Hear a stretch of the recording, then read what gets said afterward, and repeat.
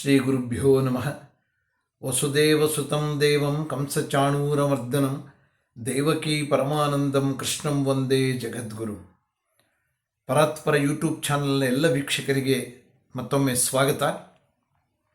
ಹಿಂದಿನ ವಿಡಿಯೋದಲ್ಲಿ ಶ್ರೀಕೃಷ್ಣ ಅರ್ಜುನನಿಗೆ ಹೇಳಿದ, ಅವ್ಯಕ್ತ ಮೂರ್ತಿಯಾದಂಥ ನಾನು ಇಡೀ ಜಗತ್ತೆಲ್ಲವನ್ನೂ ವ್ಯಾಪಿಸಿಕೊಂಡಿದ್ದೀನಿ, ಎಲ್ಲ ಪ್ರಾಣಿಗಳು ಕೂಡ ನನ್ನಲ್ಲಿವೆ, ನಾನು ಅವುಗಳಲ್ಲಿಲ್ಲ, ನನ್ನಲ್ಲಿ ಎಲ್ಲವೂ ಇದೆ ಅಂತ ತಿಳಿಸಿದ್ದ.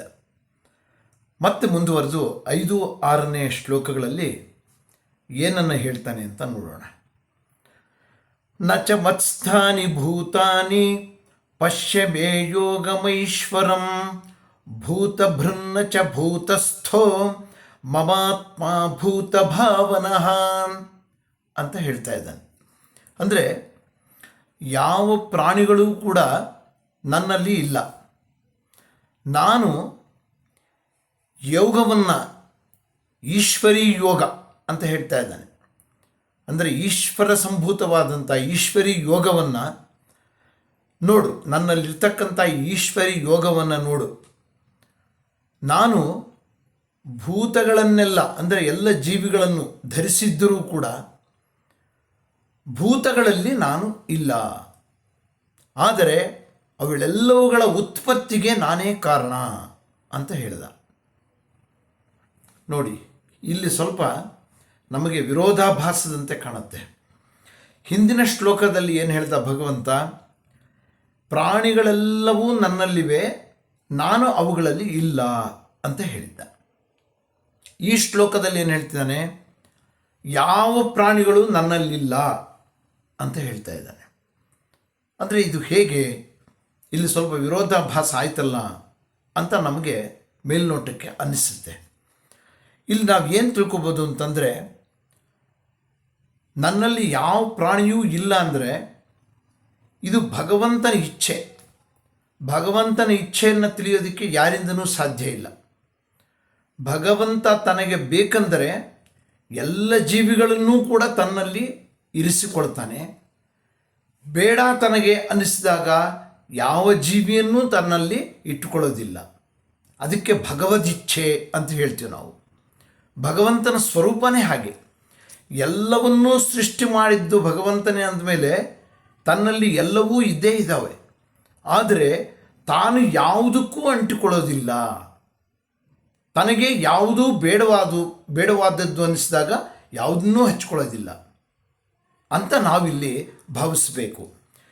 ಯಾವುದು ಕೂಡ ಇಡೀ ಸೃಷ್ಟಿಯೇ ಅವನಿಂದ ಆಗ್ತಾ ಇದ್ದರೂ ಕೂಡ ಅವನಲ್ಲಿ ಯಾವುದು ಇಲ್ಲ ಅಂತ ಹೇಳೋದಕ್ಕೆ ಬರೋದೇ ಇಲ್ಲ.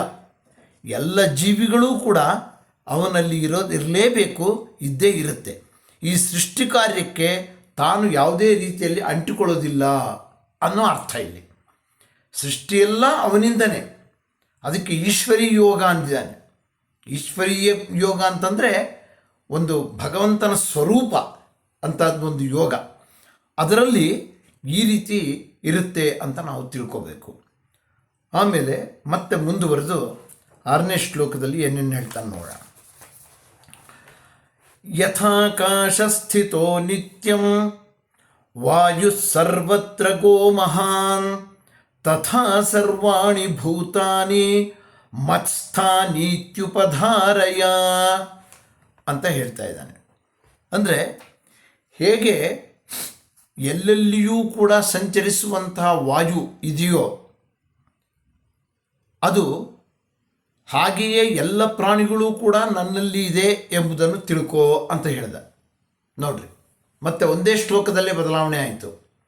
ವಾಯು ಹೇಗೆ ಎಲ್ಲ ಕಡೆಯೂ ವ್ಯಾಪಿಸಿರುತ್ತೋ ಹಾಗೆ ಎಲ್ಲ ಪ್ರಾಣಿಗಳು ನನ್ನಲ್ಲಿವೆ. ಅಂದರೆ ಎಲ್ಲ ಕಡೆಯಲ್ಲಿಯೂ ವಾಯುವಿನಂತೆ ನಾನು ವ್ಯಾಪಿಸಿದ್ದೀನಿ ಅಂತ ಹೇಳ್ತಾನೆ. ಈಗ ವಾಯು ಆಕಾಶದಲ್ಲಿ, ಅಂದರೆ ಆಕಾಶ ಅಂತಂದರೆ ನಮಗೆ ಕಣ್ಣಿಗೆ ಕಾಣೋ ನೀಲಾಕಾಶ ಒಂದೇ ಅಲ್ಲ, ಯಾವ್ಯಾವುದು ಬರಿದಾದ ಸ್ಥಳ ಇರುತ್ತೋ ಅವೆಲ್ಲವನ್ನೂ ಆಕಾಶ ಅಂತ ನಾವು ತಿಳಿತೀವಿ. ಅಂದರೆ ಯಾವ ಸ್ಥಳ ಖಾಲಿ ಇರುತ್ತೋ ಆ ಜಾಗದಲ್ಲೆಲ್ಲ ವಾಯು ಇರುತ್ತೆ. ಖಾಲಿ ಇರ್ತಕ್ಕಂಥ ಲೋಟದಲ್ಲಿರುತ್ತೆ, ಬಟ್ಲಲ್ಲಿರುತ್ತೆ, ಡಬ್ಬಿ ಒಳಗಿರುತ್ತೆ, ನಿರ್ಯಾತ, ಯಾವ ಖಾಲಿ ಜಾಗ ಇದೆಯೋ ಅಲ್ಲೆಲ್ಲ ನೀರು ಇದು ಗಾಳಿ ತುಂಬಿಕೊಂಡಿರುತ್ತೆ. ಖಾಲಿ ಇರ್ತಕ್ಕಂಥದ್ರೆಲ್ಲ ಕಡೆ ವಾಯು ತುಂಬಿಕೊಂಡಿರುತ್ತೆ. ಆದರೆ ಒಂದೊಂದು ಕಡೆ ತುಂಬಿರ್ತಕ್ಕಂಥ ಗಾಳಿಯ ಪರಿಣಾಮ ಒಂದೊಂದು ರೀತಿಯಲ್ಲಿ ಇರುತ್ತೆ. ತಂಗಾಳಿ ಬೀಸಿದಾಗ ಸುಗಂಧಭರಿತವಾದಂಥ ಹೂವುಗಳ ಸುವಾಸನೆಯನ್ನು ಹರಡುತ್ತೆ. ತಿಪ್ಪೆಗುಂಡಿ ಇತ್ಯಾದಿಗಳ ಮೇಲಿಂದ ಹಾದು ಬರುವಾಗ ದುರ್ಗಂಧವನ್ನು ಕೂಡ ಕೊಡುತ್ತೆ. ಭೂಮಿಯ ಮೇಲಿನ ಮಣ್ಣು ಮಸಿಯನ್ನೆಲ್ಲ ಹಾರಿಸಿ ಸುಂಟರ ಗಾಳಿ ರೂಪದಲ್ಲೂ ಬರುತ್ತೆ. ಇದು ಸಮುದ್ರದ ಮೇಲೆ ಹಾದು ಬಂದಾಗ ಅದು ವಿಪರೀತವಾದಂಥ ಆರ್ಭಟವನ್ನು ಮಾಡಿಕೊಂಡು ಬರುತ್ತೆ. ಹೀಗೆ ವಾಯು ಎಲ್ಲ ಕಡೆಯೂ ಸಂಚರಿಸ್ತಾ ಇದ್ದರೂ ಕೂಡ ಒಂದೊಂದು ಕಡೆಯಲ್ಲಿ ಒಂದೊಂದು ರೀತಿಯ ಪರಿಣಾಮವನ್ನು ಕೊಡುತ್ತೆ. ಆದರೆ ಎಲ್ಲ ಕಡೆಯೂ ಇರುತ್ತೆ ಗಾಳಿ. ಹಾಗೆ ಭಗವಂತನೂ ಕೂಡ ತನ್ನಲ್ಲಿ ಎಲ್ಲ ಅಡಗಿಸಿಕೊಂಡಿರ್ತಾನೆ, ಆದರೆ ಯಾವುದಕ್ಕೂ ಅಂಟಿಕೊಳ್ಳೋದಿಲ್ಲ. ಇಡೀ ಸೃಷ್ಟಿ ಕಾರ್ಯವೆಲ್ಲ ಪರಮಾತ್ಮನಿಂದನೇ ಆಗ್ತಾ ಇದ್ರೂ ಕೂಡ ತಾನು ಯಾವುದಕ್ಕೂ ಅಂಟಿಕೊಳ್ಳೋದಿಲ್ಲ. ತನಗೆ ಬೇಕು ಅಂದಾಗ ಎಲ್ಲವೂ ತನ್ನಲ್ಲೇ ಇವೆ ಅಂತ ಹೇಳ್ತಾನೆ. ತಾನು ಯಾವುದಕ್ಕೂ ಅಂಟಿಕೊಳ್ಳೋದಿಲ್ಲ ಅಂತ ತನ್ನ ಮನಸ್ತತ್ವವನ್ನು ಯಾವ ಜೀವಿಯೂ ನನ್ನಲ್ಲಿಲ್ಲ ಅಂತಲೂ ಹೇಳ್ತಾನೆ. ಹೀಗೆ ಭಗವಂತನ ಇಚ್ಛೆ ಅದು. ಆದ್ದರಿಂದ ಈ ರೀತಿ ಅರ್ಜುನನಿಗೆ ತನ್ನ ಒಂದು ಅಸ್ತಿತ್ವವನ್ನು ತಿಳಿಸ್ತಾ ಇದ್ದಾನೆ ಅಂತ ಹೇಳ್ತಾ ಇವತ್ತಿನ ಈ ವಿಡಿಯೋವನ್ನು ಮುಕ್ತಾಯ ಮಾಡ್ತೀನಿ. ನಮಸ್ಕಾರ.